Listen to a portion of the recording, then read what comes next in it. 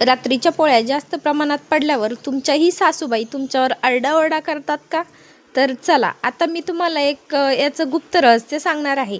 जर कधी तुमच्याकडून चुकून अशा इतक्या पोळ्या पडल्या ना, तर त्याची एक छानशी रेसिपी करायची, ज्याच्यामुळे सासूबाई पण खुश आणि घरातील सगळेच व्यक्ती खुश आणि अन्नही वाया जाणार नाही, म्हणून आपणही खुश. तर चला, पहिले तर पोळ्या मस्त व्यवस्थित चुरून घ्यायच्या. याला मिक्सरमध्ये काढून मस्त बारीक करून घ्यायच्या. कांदा कट करायचा, कढईमध्ये तेल टाकायचं. कांदा तेल आणि कोथिंबीर शेंगदाणे व्यवस्थित कलसून घ्यायचे.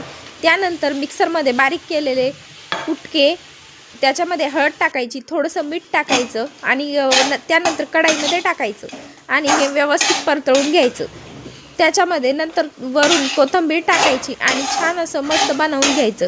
पोह्यालाही काय करते, पोह्याची एवढी भारी टेस्ट लागणार नाही, एवढी भारी या कुटक्यांची टेस्ट लागते. तुम्ही एकदा ही रेसिपी नक्की करून बघा. चला बाय, भेटूया पुढच्या व्हिडिओमध्ये.